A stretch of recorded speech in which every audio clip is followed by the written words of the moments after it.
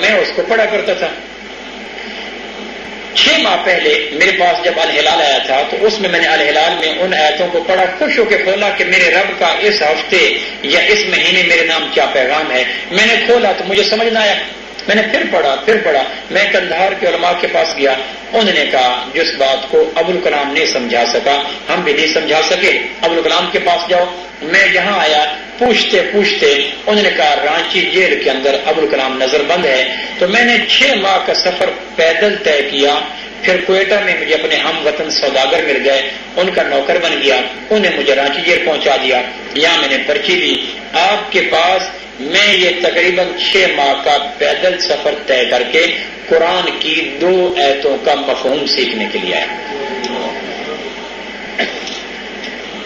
اب سوچیں, وہ روح بھی اللہ کے سامنے کھڑی ہوگی قیامت والے دن, اور آپ پر میں بھی کھڑے ہوں گی. اللہ اس روح کو پیش کر کے کہے گا یہ انسان قرآن کو سمجھنے کے لیے دشوار گزار گھاٹیاں, لک و دک صحرا, موسموں کے ساتھ جھگڑتا, لڑتا, مرتا, مارتا, اپنے وطن کو چھوڑ کر 2 آیتوں کی خاطر اتنا دور پہنچ گیا. تمہارے تو قریب مدرسے اور آب حیات تھے, تم نے تو ہم کیا فیس کریں گے. اس لیے قرآن کو سمجھیں. تیسری چیز یہ ہے, اللہ کے واسطے قرآن کو ضرور سمجھیں, تھوڑا سمجھیں. قرآن نے جو انقلاب برپا کیا تھا وہ سمجھنے کی وجہ سے تھا. ہم ثواب سمجھتے ہیں, انقلاب سمجھتے نہیں. چوتھی چیز ہے قرآن سے فائدہ اٹھانے کے لیے, وہ ہے قرآن مجید پہ عمل کرنا. قرآن کوئی چھو منتر کی کتاب نہیں, مردوں کو بخشوانے کے لیے نہیں, جان نکالنے کے لیے نہیں, دکان کی برکت کے لیے نہیں. قرآن ایک بیج ہے جو جسم انسانی پہ گرتے ہیں. قرآن کو اگر آپ بیج کہیں تو اس بیج کی زمین انسانی وجود ہے. ابن عمر رضی اللہ نے 4 سال میں سورہ بقرہ سیکھی. حضرت عثمان حضور علیہ السلام کے پاس آ کر مجھے کچھ قرآن تو پڑھائیں. آپ نے 3 آیتیں پڑھائی. وہ اٹھ کے جانے لگے. کہاں جا رہے ہو, اور سیکھو. کہ جی 3 آیتوں کے لیے جسم کو تو تیار کر لو. اے ایمان والوں آنکھیں جھکا لو. اب اس آیت کے لیے آنکھوں کو تیار تو کرنا ہے نا. قائل کرنا ہوگا, گھائل کرنا ہوگا, مائل کرنا ہوگا, گناہوں کو زائل کرنا ہوگا. تو 3 آیتوں کے بعد سیدنا عثمان اٹھ گئے کہ جی میں یہ 3 آیتیں جسم کے اعضاء پہ پیش کروں گا. اعضاء مان گئے تو پھر اگلے کے لیے آ جاؤں گا. وہ قرآن کو عمل کی کتاب سمجھتے تھے, ہمارے ذہن میں وہ بات رہی نہیں. ابن عمر نے 4 سال میں سورہ بقرہ سیکھی. بعد میں کسی نے پوچھا 4 سال میں سیکھی کہاں؟ کہنے کہ وہ جسم مانتا ہی نہیں تھا, منواتے ہوئے وقت گزر گیا تھا. میں زبان کو کہتا تھا سچ بول, جھوٹ نہ بول, قرآن نے کہا تھا. تو زبان کو عرصہ ہو گیا, زبان کا ایک گوشت کا لوتھڑا مانتا ہی نہیں تھا. اس کم وقت کو منواتے ہوئے مہینوں گزر گئے. تو قرآن عمل کی کتاب ہے. حضرت عمر نے سورہ بقرہ 12 سال میں مکمل کی. اور 12 سال کون سی بات تھی کہ جسم مانتا نہیں تھا. حضرت عمر کہتے ہیں دار ارقم کے گھر میں نے پڑھا تھا لا الہ الا اللہ, اشہد ان لا الہ الا اللہ. تو مکی زندگی ساری گزر گئی. مدینہ منورہ میں جا کے میں ایک دن بیٹھا تھا اور ایک پریشانی, میرے گھر میں نمک نہیں تھا میرے گھر میں. تو میں نے جب گھر سے پیغام آیا نمک نہیں ہے تو میرے دل نے فوراً کہا اللہ سے مانگو. جب میں بیت اللہ میں گیا, غلاف پکڑ کے کہا اللہ نمک دے. تو وہ جو دار ارقم میں لا الہ الا اللہ پڑھا تھا وہ مدینہ منورہ میں جا کر زبان سے دل کے اندر جا پہنچا تھا. دل مانتا ہی نہیں تھا لا الہ الا اللہ کو. زبان سے کہہ بھی دیا لا الہ تو کیا حاصل, دل و نگاہ مسلمان نہیں تو کچھ بھی نہیں. دل مانتا ہی نہیں تھا, اکڑ گیا. تو عمل کے لیے آیت اتری, تم اللہ کے قریب نہیں ہو سکتے جب تک قیمتی چیزوں کو اللہ کے نام پہ خرچ نہ کر دو. حضرت عمر کہتے ہیں مجھے ایک لونڈی بڑی پیاری تھی, خادمہ تھی میری بڑی پیاری. میں نے کہا اس سے پیارا کوئی نہیں. میں نے کہا اللہ کے قریب پہنچنا ہے. اللہ نے کہا قیمتی چیز, تو میں نے اس کو آزاد کر دیا. ایک صحابی کہتے ہیں ایک باغ تھا بڑا, 600 کھجوریں تھیں, مجھے وہ بڑا پیارا تھا. ادھر آیت اتری کہ اللہ کے قریب پہنچنا ہے تو قیمتی چیزوں کو اللہ کے نام پہ خرچ کرو. میں نے کہا قیمتی تو وہ باغ ہے. میں نے اسی وقت کہا میں نے پورا باغ اللہ کے نام پہ خرچ کر دیا. یہ عمل تھا, عمل. ہم سے تو 5 فٹ کا وجود ہی نہیں سنبھالا جا رہا. کہنے کہ پھر میں وہ باغ کے کنارے پہنچا. دہدہ کی ماں, ابو دہدہ یہ صحابی کا نام تھا. تو میں نے اپنی بیوی کو کہا دخدہ کی ماں باہر آ جا، کہ اندر آ جاؤ، کہ نہیں یہ باغ میں اللہ کو دے چکا، اب اس باغ کے سائے میرے اوپر حرام ہو گئے۔ اللہ نے قیامت والے دن پوچھ لیا کہ باغ میرے راستے میں دینے کے بعد کھجوروں کا سایہ کیوں لیا تھا؟ باہر آ جا۔ وہ باہر آئی، بچے باہر آئے، باغ کے اندر نہیں گئے۔ تو قرآن عمل کی کتاب ہے اور یہ اسی پہ کھلے گا، بد عمل پہ قرآن نہیں کھلتا۔ الاتقان میں علامہ سیوطی نے لکھا ہے کہ جو آدمی گناہ کبیرہ پہ جمع رہے اس پہ قرآن اپنا حسن کبھی نہیں کھولتا، بدعتی پہ قرآن نہیں کھلتا، گناہ کبیرہ پہ جمے ہوئے انسان پہ قرآن نہیں کھلتا۔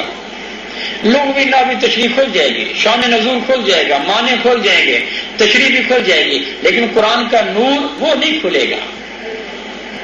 تو بھائی قرآن، اس لیے جب قرآن کھولیں تو کہیں یا اللہ، جس طرح ایک بچہ شہر میں جاتے ہوئے باپ کی انگلی کو مضبوطی سے پکڑ لیتا ہے، باپ رکے گا وہ رکے گا، باپ تیز ہوگا اس کے چھوٹے پنجے تیز بھاگیں گے، باپ بیٹھ جائے گا وہ بیٹھ جائے گا۔ جس طرح بچہ اندھا دھند باپ کی انگلی پکڑ کر باپ کے دل و دماغ پہ اعتماد کرتا ہے، قرآن کو پڑھتے ہوئے قرآن کے حوالے اپنے آپ کو ہم یوں کریں تو قرآن عمل دے گا۔ اور پانچویں چیز جو قرآن مجید سے فائدہ اٹھانے کے لیے ضروری ہے وہ ہے ھذا بلاغ للناس،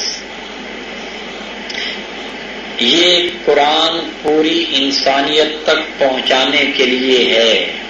علامہ زرکشی احمد لکھتے ہیں کہ قرآن مجید کا نام اگر قرآن نہ ہوتا تو سب سے بہتر نام قرآن کا بلاغ للناس ہوتا، کہ قرآن کائنات کی کناروں تک پہنچنے کے لیے، فی ظلال القرآن، پوری کائنات قرآن کے سائے میں آ جائے،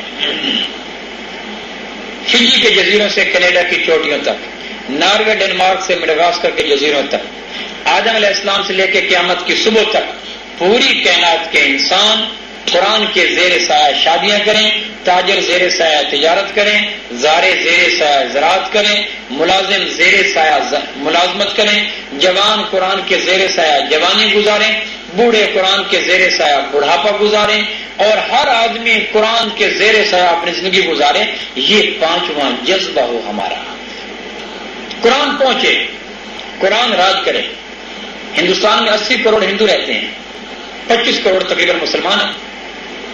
آپ خود دیانتداری سے ارشاد فرمائیں کہ 80 کروڑ ہندوؤں کے گھروں میں سے کتنے ہندوؤں کی ٹیپ ریکارڈر پر سورہ رحمان کی کیسٹ چلتی ہوگی؟ ایک بھی آپ مجمع میں سے ہاتھ کھڑا کر کے ارشاد فرمائیں، کوئی ایک آدمی، کہ میں مسجد میں کہتا ہوں کہ 80 کروڑ ہندوؤں کے گھر میں سے ایک کے گھر میں نے سورہ رحمان، سورہ یوسف یہ چلتے ہوئے دیکھی تھی۔ ہندوؤں کے گھر میں قرآن کا نسخہ دکھلائیں یا ہندوؤں کی ٹیپ ریکارڈر میں قرآن کی کیسٹ دکھلائیں یا ہندوؤں کے کار میں قرآن کی کوئی ویڈیو آڈیو دکھلائیں، اگر ہندوؤں کے گھر میں قرآن نہیں پہنچ سکتا تو ہمارے گھروں میں انڈیا کے نغمات کیوں آ سکتے ہیں؟ لیکن ہندوؤں کے گھروں میں کیوں نہیں پہنچا؟